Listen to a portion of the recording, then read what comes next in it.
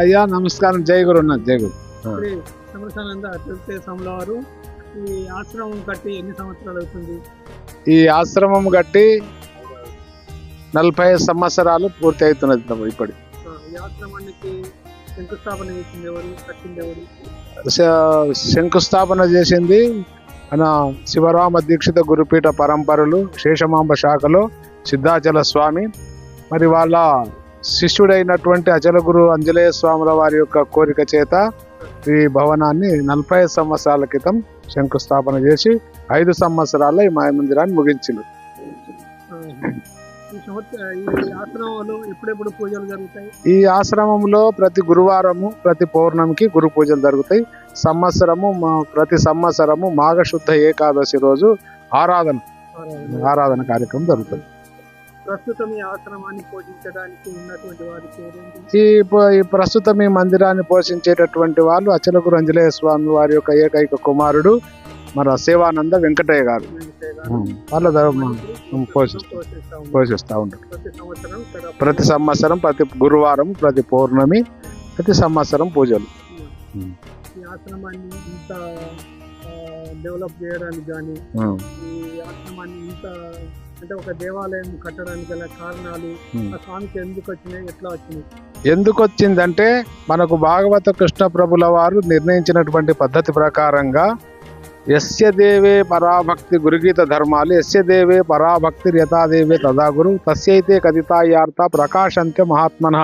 అంటే ఎవరైతే తన గురుని ఈ యొక్క పరమాత్మ స్వరూపకంగా భావించి పూజిస్తారో వాళ్ళు ప్రకాశించబడతారు అనే ధర్మాన్ని బట్టి తర్వాత గురుసేవ గురు శుశ్రూషణ నడుచుట ఎట్లనే ఏర్పడ వినుమా నరులిష్ట దైవమునకు పరిచర్య నడుచున్నట్లు భక్తి తోడుతను గురుమూర్తి కత్యుక్తి తోడుతను నిరత మరమర లేక నీవు సలిపితివేని గురుబోధ మరుగు సద్గురునిచే తెలిసేవనే ఒక పెద్దల ఆజ్ఞను పురస్కరించుకొని ఆ గురుదేవుడు చక్రవర్తి సార్వభౌముడు రాజాది రాజు కాబట్టి అంత దేవతల కంటే గొప్పగా ప్రత్యక్షంగా ఒక శరీరముతో ఉండి నాకు నిజదైవ తత్వాన్ని ప్రబోధించినటువంటి మా గురుదేవుడు దేవతల కంటే ఘనమైనటువంటి పూజలు అందుకునాలనే సంకల్పం చేత ఆయన వ్యవహారికంగా పెద్ద కోటీశ్వరుడు కాదు, ధనవంతుడు కాదు, భూస్వామి కాదు, ఆయన గురుశక్తి తన హృదయం లోపల నిలుపుకొని గురుకృప చేతనే ఎవరిని ఆశ్రయించకుండా మరి తాను ఒక వ్యూహంలో ధనవంతుడు కాకపోయినా ఆ గురుకృప చేతనే ఈ మందిరాన్ని నిర్మించింది.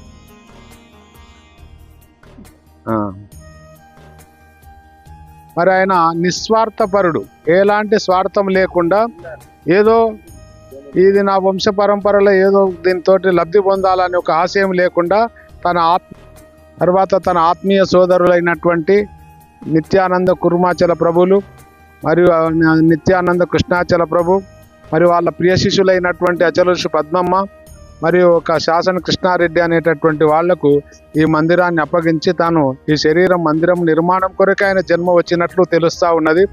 మరి ఆ మందిరాన్ని ముందే ఆయన శరీరం ఉన్నప్పుడే వాళ్ళకు అప్పగించి ఈ సూర్యచంద్రాదులు ఉన్నంత వరకు ఈ మందిరాన్ని మీరు పోషించాలనే సంకల్పం చేత వాళ్లకు ఈ మందిరాన్ని అప్పగించి తను చాలించుండు.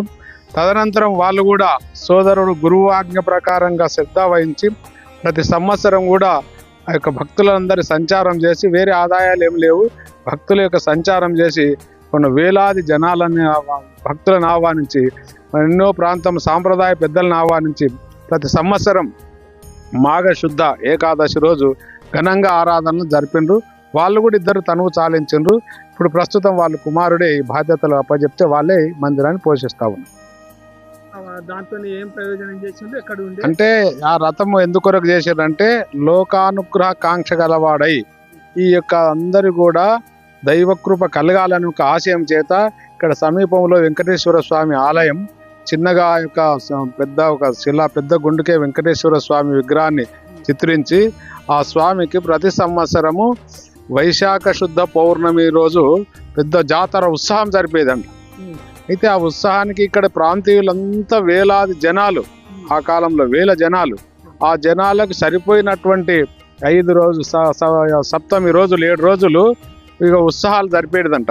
ఆ ఉత్సవాల కొరకు ఆ వెంకటేశ్వర స్వామి కొరకు ఆ యొక్క విగ్రహం తర్వాత మళ్ళీ ఇక్కడ పైననే ఒక శివాలయం సదాశివాలయం అని ఆ ఆంధ్రయం ఇంకని అక్కడ కూడా ఉత్సవాలు జరిపేదంట ఆయన. ఇట్లు భక్తుల కొరకు ఈ మందిరము, గురువు కొరకు ఈ మందిరము, లోకము కొరకు లోక శ్రేయస్సు కొరకు 2 దేవాలయాలు అక్కడ శివుంది. అక్కడ అన్నదానం అంటే లెక్కలేనంత అన్నదానం. అంటే ఆయన అన్నం కొరకు ఒక ప్రత్యేకంగా ఒక గదిని నిర్మాణం చేసి ఆ గది నిండా అన్నం గది అనేటటువంటిది, తర్వాత పాయసం అనేటటువంటిది, మళ్ళీ కొన్ని అప్పుడు ఆ కాలంలో మట్టి పాత్రలు, ఆ మట్టి పాత్రలో పెద్ద పెద్ద అవి గోళాలు అంటారు వీటిని, వీటిల్లో చారు, ఆ రూమ్ నిండా అన్నము, తర్వాత పెద్ద పాయసము అనేటటువంటి చేసి 7 రోజులు ఏకదాటిగా వేలాది జనాలకు భోజనాలు ఏర్పాటు చేసేదంట. ఆ భోజనానికి అంటే సరిపడేటువంటి సామాగ్రి ఎక్కడి నుంచి తెచ్చి- సరుకులు ఆయనని ఎవరినేమి ఇట్లా భిక్షాటన చేసేటటువంటి వాడు కాదు, ఎవరితో ధనసేకరణ చేసేటటువంటి వాడు కాదు అని చెప్తున్నారు. అంటే అప్పుడు ఆయన మరి ఏదో ఆయన సంకల్పం ఏదో మరి ఎక్కడి నుంచి తెస్తున్నాడో అక్కడ నుంచి నారాయణపేట ప్రాంతం నుంచి ఒక లారీ సరుకులు తెచ్చేటివాడంట. ఆ సరుకులు తెచ్చి ఆ సంతృప్తిగా అందరికి భోజనాల కొరకు ఇక్కడ ప్రాంతీయులకు అందరికి తెలుసు వెంకటేశ్వర స్వామి జాతర అంటే 7 రోజులు. ఆ కాలంలో భోజనం అంటే కష్టము కనుక ఈ భక్తి కొరకు అని 7 రోజులు కూడా ఈ కార్యక్రమంలో పాల్గొనేదని చెప్తుంది. ఇక మా గురువులు చెప్పిన మాట విన్నాం. అది అవసరాలు మేము అప్పుడు పాల్గొనలే. ఆ స్వామి ఐక్యమైన తర్వాత 3 సంవత్సరాలకు మేము ఇక్కడ ఉపదేశం అయినాం. శివరామదీక్ష సాంప్రదాయంలో ఈ ఆశ్రమం ఒక ముఖ్యమైనదని అనుకోవచ్చా? అనుకోవచ్చు, అంటే బ్రహ్మాండమైనటువంటిది అనుకోవచ్చు. ఆయన అంటే ఆయన గురుభక్తి అనేటటువంటిది, అంటే గురుశక్తి అంటే ఆయనకు వచ్చింది. ఆయన సంకల్పం ఏదో ఆ సంకల్ప బలం చేతనే నిర్మాణం చేసిండ్రు. తర్వాత ఆయనకు అనుకూలంగా ఆ కాలంలో భక్తులు సహకరించారు. 1 నెలలు సంవత్సరాలు కూడా ఇక్కడ ఉండి ఆ వచ్చినటువంటి పని వాళ్ళకు భోజనాలు తానే స్వయంగా చేసి పెట్టి చేపించేదంటది. ఎడ్ల బండ్లతోటే ఇవన్నీ, ఇన్ని కడీలు అన్ని రాళ్ళన్నీ ఎడ్ల బండితోటి. కాలంలో యంత్రాలు లేవు. ఆ యంత్రాలు లేకపోయినా స్వయంగా కొమ్మూరు కృష్ణాచల స్వామి అని అక్కడ నుంచి కొన్ని 10-20 బండ్లు తెచ్చి ఆ బండ్ల చేత ఆ గుట్ట నుంచే ఈ రాళ్ళనన్నీ సేకరణ చేశారని ఆ స్వామి చెప్పినప్పుడు విన్నాం మేము. ఇప్పుడు మీరు ఈ ఆశ్రమానికి పోషణకర్తగా మీరే ఉంటున్నారా? మేమే ఉంటాం. మీ పేరు? మా పేరు శివానంద వెంకటయ్య. ఈ స్వామికి ఏమవుతారు? మేము కుమారుడు అవుతారు. ఈ ఆశ్రమం కట్టినప్పుడు నువ్వు ఉన్నావా మేము ప్రత్యక్షంగా? ఈ కట్టినప్పుడు లేమయ్యా, మేము కప్పేసినప్పుడు ఒక 4 సంవత్సరాలు 5 సంవత్సరాలు అట్లా కప్పేసినప్పుడు చూసావు అంతే. 82లో మేము చిన్న ఉన్నాం, మాకు ఐడియా కూడా లేదు బాగా. కొంచెం ధ్యాస ఉన్నది అన్నట్లు. 1982లో ఇది కప్పు 81 82లో కప్పు పడ్డది. కప్పు పడ్డది. ఎన్ని పిల్లర్లు ఉన్నాయి? మొత్తం స్తంభాలు? 28 ఉన్నాయి. 28 స్తంభాలు ఉన్నాయి. 28 స్తంభాలతో కట్టింది. రాతి స్తంభాలు అవి. రాతి స్తంభాలు. రాతి కడీలే మొత్తం అన్ని. ఓన్లీ ఎడ్ల బండ్లతోనే ఎడ్ల బండ్లతోనే గుట్టకెళ్ళి తీసుకొచ్చిన అనంగా మేము అన్న చెప్పినట్టు పెద్దలు చెప్పంగా విన్నాం మేము అంతే. ఇక్కడ గుట్టకే తీసుకొచ్చారు. మొత్తం అంతా రాతితో, మొత్తం రాతిదే. రాతి ఒక డోర్స్ తప్ప తతిమయాన్ని రాతి కట్టడం అయ్యా. రాతి కట్టడం. ఈ గోడల కూడా రాతి పిల్లర్స్ ఉన్నాయి, చూసినాం కూడా మేము, కనపడాయి. ఎట్లా సిమెంట్ చేసినప్పుడు కూడా రాతి పిల్లర్లే ఉన్నాయి. ఈ ఈశాన్య భాగానికి రథం ఉండే 4 రూమ్లు 4 దిశలకు.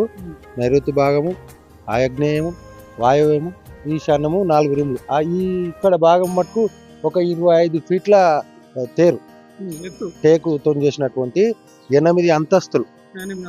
మధ్యలో 5వ అంతస్తుల విగ్రహాలు పెట్టారు. విగ్రహాలు కూడా ఉన్నాయి మన దగ్గర.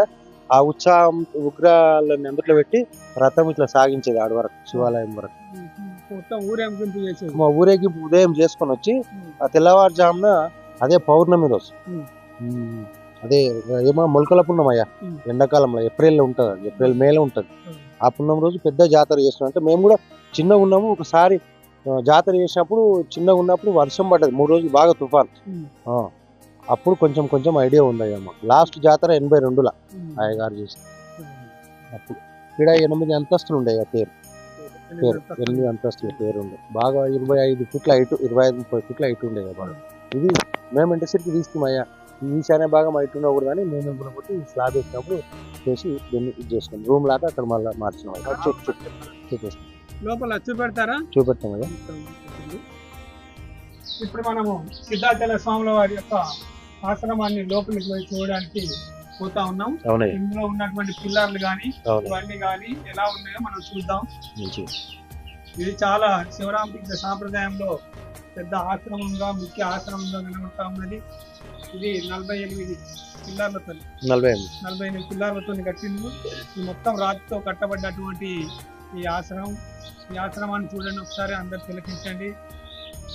ఇది ఓన్లీ ఎడ్ల బండ్లతో చేసినటువంటి ఆశ్రమం. అప్పుడు యంత్రాలు లేవయ్యా. యంత్రాలు లేకుండా ఆ స్వామివారి మహిమతోనే ఇవన్నీ లేవడము. 2, 3, 4 పట్టినే వెంకటరమణ గోయిందా, సిద్ధాచల స్వామి గోయిందా అంటే ఇట్లా పైనకి లేచేదంటయ్యా. మేమైతే విన్నాము, చూడలేదు. ఆ తాత వచ్చి ఇట్లా చేయి పడితే లేచేది, ఎంతమంది పట్టినా కూడా లేచేది లేదని చెప్తున్నాను అంటే పెద్దలు. ఇప్పుడు ఎందుకంటే ఇది ఎంతో చాలా పురాతనమైనది కాదు, ఈ మధ్య కాలంలో అంటే దాదాపు 48 సంవత్సరాల అంటే ఈ మధ్య కాలం గంతే. ఈ తరమే కదా.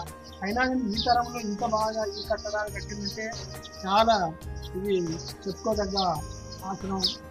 కాబట్టి ఇది తిలకించడానికి అందరు చూడండి, అందరు దీన్ని తిలకించండి.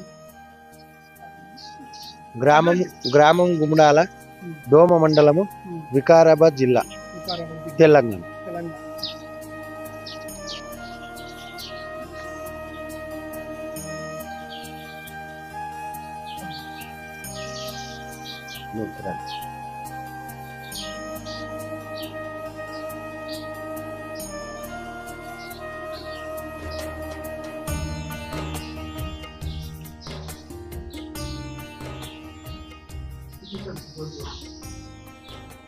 ఇక్కడ సిద్ధాచల స్వామి, అచలగురు ఆంజనేయ స్వామి.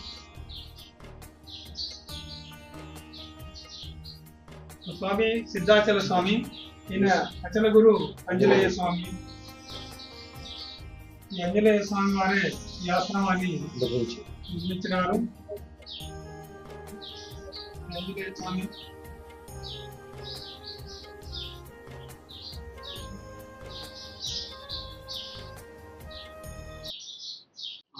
స్వామి ఎప్పుడెప్పుడు పూజలు జరుగుతాయి ఇక్కడ? ప్రతి నిత్యము పూజ చేస్తుంటాము. గురువారం ప్రత్యేకంగా, పౌర్ణమి రోజు మా శిష్య బృందం ఇంచుమించు ఒక 100 మంది అటు ఇటు ప్రతి ప్రతి పౌర్ణమి, పౌర్ణమి కంపల్సరీ, ప్రతి గురువారం ప్రతి గురువారం. ఇక్కడ మన వార్షిక పూజ మాఘశుద్ధ ఏకాదశి. ఏకాదశి ఎన్ని వేల మందితో జరుగుతుంది? ఇంచుమించు 4-5 వేల మంది తొందర పెద్ద కార్యం గ్రామాల నుంచి వచ్చే మొత్తం వస్తారయ్యా. ఇప్పుడు అయ్యవారు చేసినటువంటి ఏంటంటే, ఆయన ప్రత్యేకంగా ఉన్నప్పుడు గత్తర్లు బంద్ చేయడము, సంతానం లేకపోతే సంతానం ఇవ్వడము, ఆయన ఎలాంటి వ్యాధులున్నా ఆయన దగ్గరికి వస్తే ఆ చెట్ల రసాలతో తక్కువ చేస్తున్నాడంట. ముఖ్యంగా ప్రాధాన్యత ఇచ్చేదంటే సంతానం లేని వారు. మా అయ్యగారికి 5 చుట్లు తిరగండి రా, మీరు 11 చుట్లు 5 చుట్లు తిరగండి అని చెప్తే వాళ్ళకు సంతానం అయ్యేదంట. వాళ్ళు కూడా ప్రత్యేకంగా మన వార్షిక ఆరాధన కంపల్సరీ అందరు ఎక్కడున్నా వాళ్ళు అటెండ్ అయ్యి పోతారు కంపల్సరీ. ఇంచుమించు 500-600 మంది ఉంటారు, కానీ అంత వయసు అయ్యి కొంచెం ఇదైంది అన్నట్టు. తక్కువ ఉంటారు, ఒక 15-20 మంది ఉంటారు అట్లా. తూర్పు ద్వారం.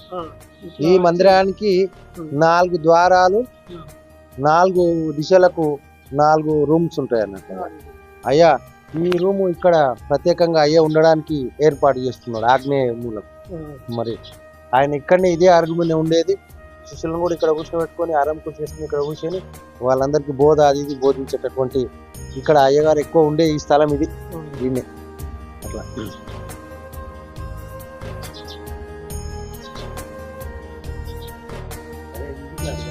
పార్వతి అయ్యగారు చేసినటువంటి ఆ విగ్రహాలు వెంకటేశ్వరుడు, లక్ష్మీదేవి.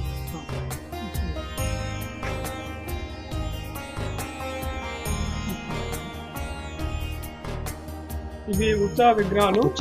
అప్పుడు రథం మీద పెట్టి ఇక్కడ శంకరుడు, పార్వతీదేవి, అయ్యగారు ఆ శివాలయము, వెంకటేశ్వర టెంపుల్ నిర్మించిన ఈ సాక్షాత్ అయ్యగారు చేస్తున్నటువంటి విగ్రహాలు ఇవి. ఈ రథంపై పెట్టి ఆ రథం అక్కడి నుంచి ఇక్కడ వాళ్ళు తీసుకెళ్ళేవారు.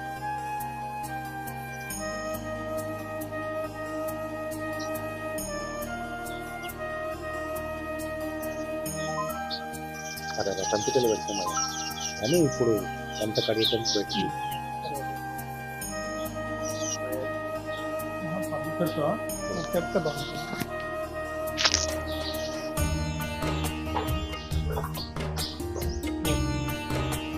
ఇది దక్షిణ ద్వారం. దక్షిణ ద్వారం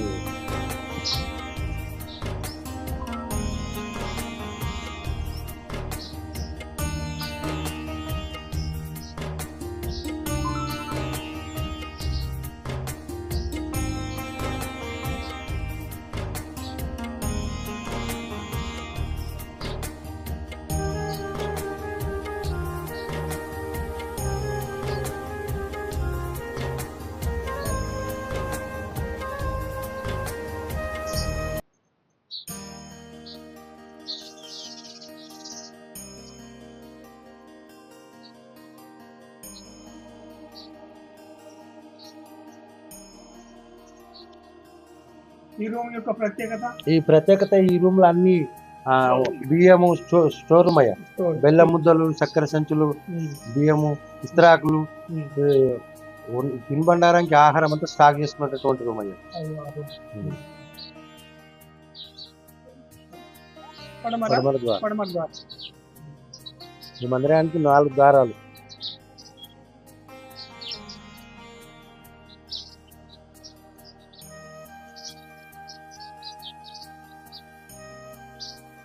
ప్రత్యేకంగా తీసుకొచ్చింది అయ్యా. ఈ రూమ్ కరెంట్ రూమ్ అంటుంటే అయ్యా. ఇందులో మీటర్ ఫిట్ చేసి ఇక్కడికి వెళ్ళి దీన్ని కరెంట్ రూమ్ అనే వాడుకోలేం. మేమైతే అదే అని పిలుస్తాం. కరెంట్ ఉన్నంత సపరేట్ ఉంటే చేసుకుంటుంది లింగాయత్. దీంట్లో చేసుకుంటుంది వాళ్ళు. భోజనానికి ఏర్పాటు చేసుకుంటున్నారు అట్లా. ఇక్కడ వంటగది ఏర్పాటు ఉండే. ఇక్కడ ఈ ఇందుట్లోకి వెళ్ళిపోయి ఆ వంటగదిలోకి పోయి అన్నాలు చేసి ఇక్కడ భోజనాలు ఏర్పాటు చేస్తే అక్కడ తినేటటువంటి వాళ్ళు.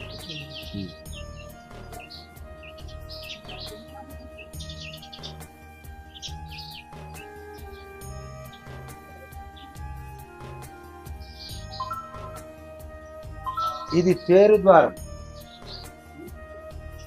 తేరుది ఈ గది అయితే దాన్ని తీసేసి ఇక్కడ మళ్ళీ ఇది ఈశాన్యంలో డౌన్ చేసి ఒక రూమ్ చేసినామయ్యా. రథంది తూర్పు భాగానికి ముఖం ఉండే దాన్ని పని చేసి మళ్ళీ ఇక్కడ పర్మనెంట్ ముఖం చేసి మేము ఇక్కడ రూమ్ ఏర్పాటు చేసినామయ్యా. హైట్ ప్రదేశం ఉండేది. హైట్ ఉండే ఎక్కువ. ఈశాన్యంకి హైట్ ఉండకూడదని చెప్పి మేము ఇది చేసినాం. అన్నమాట. నా పేరు ఆవుల వెంకటయ్య. చెప్పండి ఆశ్రమం గురించి. మేము మా పూర్వీకులు మా పెద్దలు కూడా ఈ ఆశ్రమానికి వస్తుండ్రి. మా నాన్నగారు కానీ, మా తాతగారు కానీ, మా అమ్మగారు కానీ అప్పటి నుండి ఆంజనేయ స్వామికి మా కుటుంబానికి మంచి అనుబంధము. అట్లా అప్పటి నుండి మేము చిన్న ఉన్నప్పటి నుండి కూడా మా పెద్దలేంటి వస్తుంటే అదే ఇప్పటికి మా పరంపర అట్లే నడిపిస్తున్నాము. అట్లే నడుస్తున్నాము ఇప్పటికి.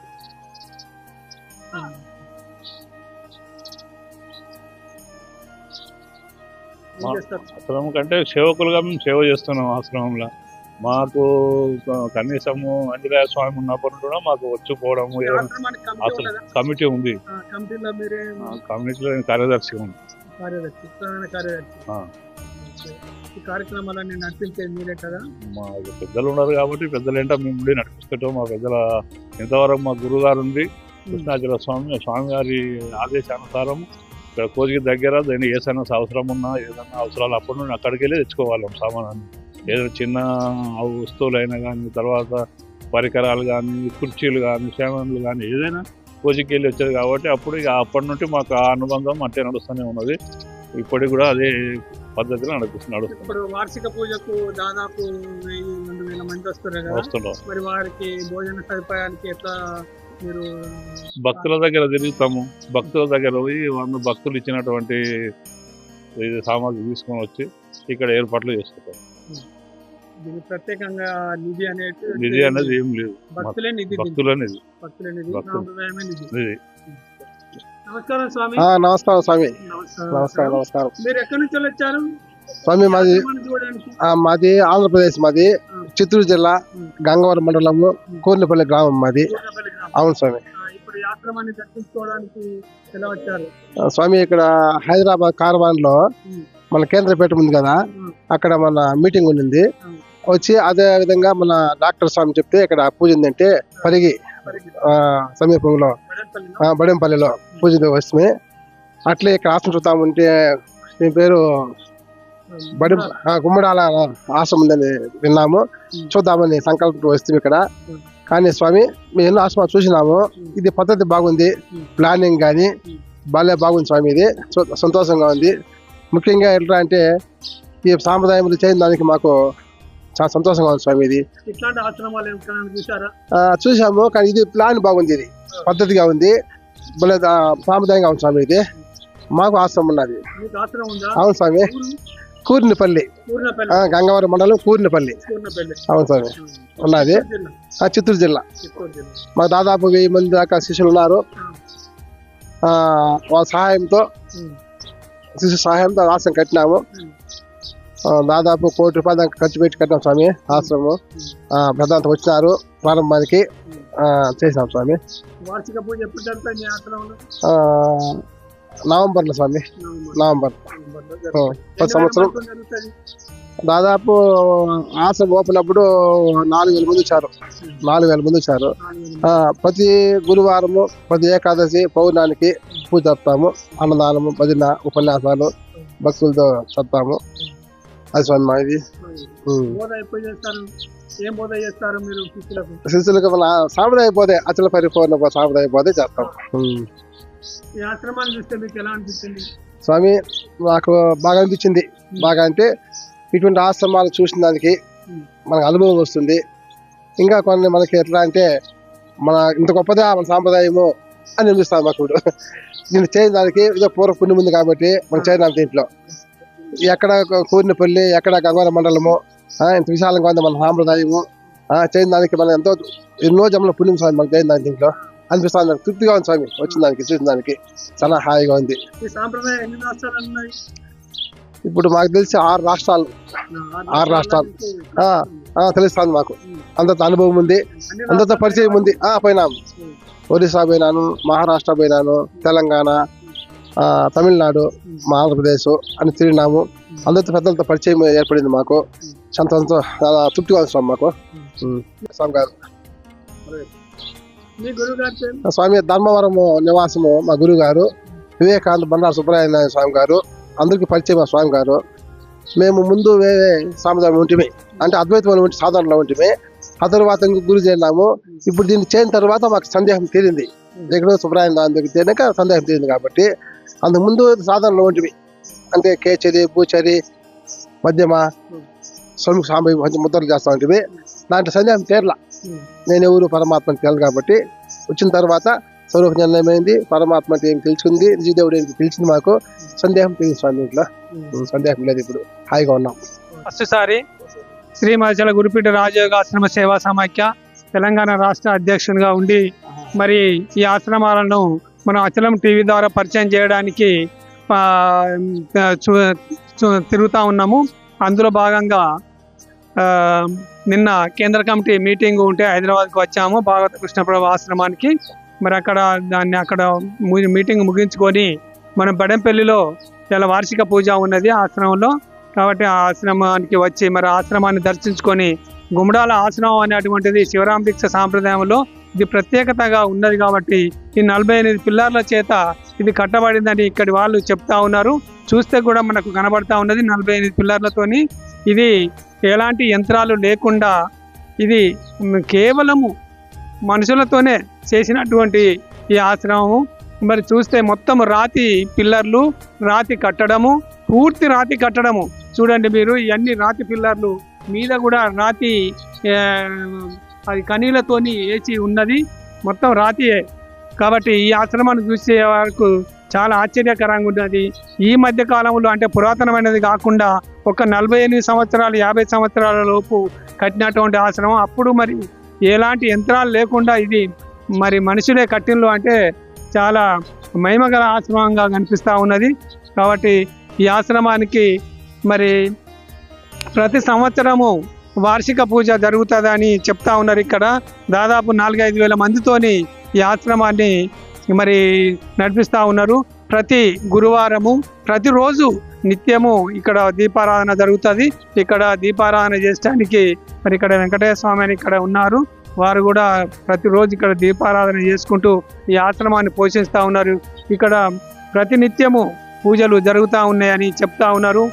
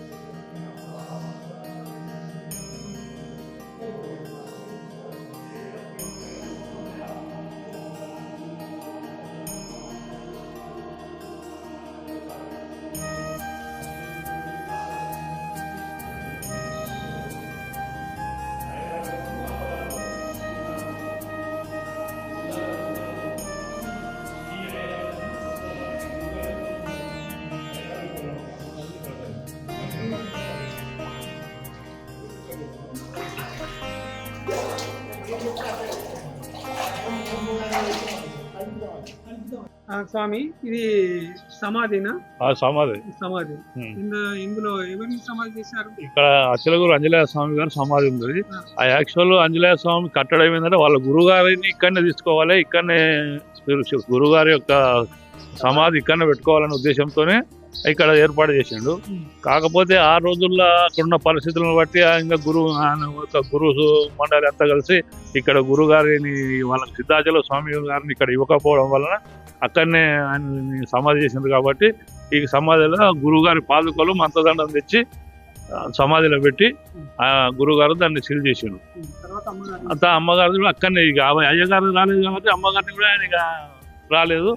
అమ్మగారికి పాదుకలు తెచ్చి అక్కడ అది కూడా సీల్ చేసిండు. 83 జనవరిలో అయ్యగారు పరమపది పొందిండు. అప్పుడు అయ్యగారిని కూడా ఇక్కడనే మందిరంలో స్థాపన చేయడం అయింది, సమాధి చేయడం అయింది, ఇక్కడనే సమాధి చేయడం అయింది.